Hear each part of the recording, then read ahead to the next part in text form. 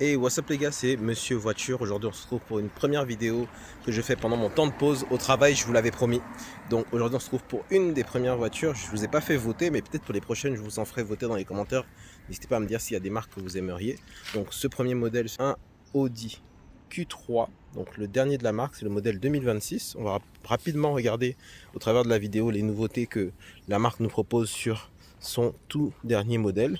Donc déjà au niveau du design, il y a un petit changement que vous pouvez apercevoir donc au niveau arrière et avant. Vous voyez au niveau des feux, ils sont beaucoup plus allongés. Là, vous voyez la signature lumineuse, elle est beaucoup plus allongée, ça donne vraiment un design futuriste. Et au niveau d'ailleurs des feux arrière, vous avez également sur la clé la possibilité d'ouvrir le coffre avec les trois boutons qu'il y a, donc ouverture centralisée, fermeture et ouverture du coffre deux fois. Vous allez voir la signature lumineuse qui va s'allumer. Hop, vous avez vu, elle est vraiment magnifique. Donc j'aime vraiment beaucoup ce qu'ils ont fait et ce qu'ils ont proposé comme travail au niveau du design.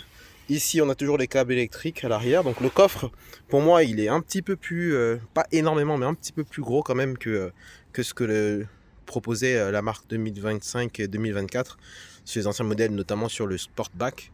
Là je trouve qu'on a vraiment un litrage beaucoup plus correct. Si je ne me trompe pas, on est aux alentours des 400 litres, un peu plus peut-être. Et c'est vraiment agréable d'avoir du coup un vrai coffre pour un SUV de cette gamme là. Hop. Au niveau arrière passager, un petit travail aussi qui a été fait. Je trouve que, en tout cas c'est niveau ressenti, après j'ai pas encore remesuré la chose, mais je trouve que la place du milieu a l'air beaucoup plus agréable en termes d'assises.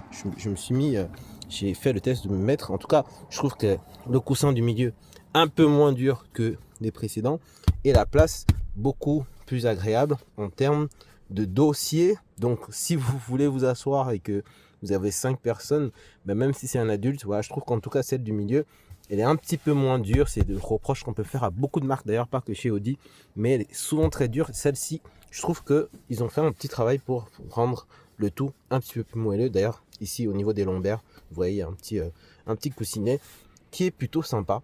Ce qui fait que du coup on n'a plus du tout la coudoir pour les passages arrière. C'est pas très grave, mais au moins vous avez une vraie dernière place pour les personnes qui souhaitent se mettre au milieu. Donc en termes de design, ça n'a pas beaucoup changé. Je dirais peut-être à la limite le toit panoramique pour toit ouvrant et panoramique pour ceux qui sont à l'arrière. C'est toujours plus agréable d'avoir un toit ouvrant. Ça donne une impression d'espace un peu plus. Hop, on va passer directement à l'avant du véhicule. Et là, vous allez voir, pareil, au niveau des signatures lumineuses, le design des feux est beaucoup plus joli. Je trouve ça vraiment magnifique. Voilà, j'essaie de faire allumer. Elles sont vraiment très très belles. Donc vous voyez les LED, il y a plusieurs signatures LED à l'intérieur qui font vraiment des éclats magnifiques. Bon, elle est un petit peu sale, dommage, mais c'est vraiment très beau. Je trouve que le design est beaucoup plus futuriste et ça, on le doit tout simplement parce que c'est des véhicules qui sont pour la plupart hybrides et l'hybridation d'ailleurs, elle se voit juste ici. Hop, donc c'est un moteur essence, hein. Essence hybride, et vous avez la possibilité de charger donc le véhicule, à savoir que vous ne pourrez pas parcourir plus de 100 km, mais c'est déjà largement suffisant. Au niveau des jantes, sur ces modèles d'essai, on est sur des jantes à 20 pouces, il me semble, si je ne me trompe pas. Ouais, c'est des 20 pouces, et c'est une finition Audi qu'on peut avoir en finition. Je pense que c'est pas de série, mais en tout cas vous avez pas mal de finition sympa au niveau des jantes sur ce modèle là de la gamme. Au niveau droit, donc on retourne sur la partie droite. Là malheureusement pour l'ouvrir on ne pourra pas le faire avec la main, il faudra le bouton qui est caché comme d'habitude sur la portière avant. Donc on va ouvrir côté conducteur, hop, et là ça nous permet de rebondir et de faire la transition sur les boutons d'ouverture, fermeture centralisée évidemment. Ici vous avez des fenêtres, sécurité enfant, hop, choix des rétroviseurs gauche ou droite, et juste ici vous avez l'ouverture du coffre et l'ouverture, hop, de la trappe à essence. Et une fois que vous appuyez dessus, vous pouvez revenir et la trappe à pop. Voilà, on est sur du samplon évidemment 95, et c'est beaucoup moins cher actuellement que le diesel, donc c'est plutôt une bonne chose que les marques nous proposent en fonction de la tendance actuelle. Ensuite, on va rapidement faire le tour intérieur. Première chose que vous remarquez quand vous rentrez c'est l'espace. Il est vraiment épuré. Je trouve que là, pour le coup, c'est vraiment beaucoup plus sympa. Vous avez du coup dans cette version-là S-Line, une version beaucoup plus sympa.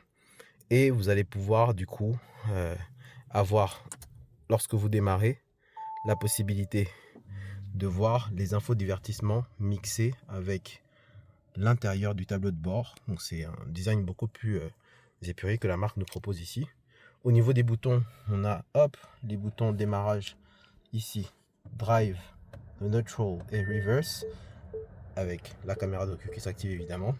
Le bouton P pour le parking. Et ici, vous avez la batterie électrique, juste là, avec, comme je vous le disais, à peu près 45% pour 44 km, donc ça fait 100%, 100 km.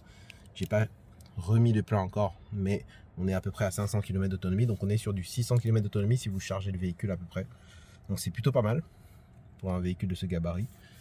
À gauche, évidemment, toujours clignotant gauche, clignotant droit. On a l'essuie-glace, vous appuyez dessus si vous voulez pour pouvoir faire le petit gauche-droite.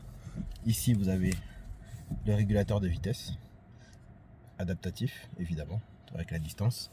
Ici, les boutons d'allumage, ampoule. Le start and stop, il est juste ici. Le levier de vitesse électrique, vous appuyez pour démarrer et vous tirez lorsque vous êtes à l'arrêt. Ici, on a 2 ports gobelets, un grand espace de rangement pour ranger vos affaires si vous voulez. Et ici, charger évidemment votre téléphone avec 2 embouts câble USB type C.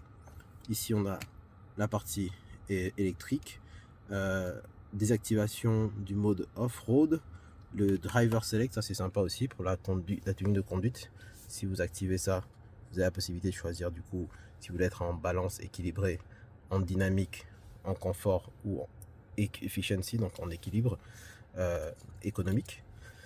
Ensuite, vous avez plusieurs réglages intérieurs de l'écran, entretien, contrôle et autres, assez sympathiques.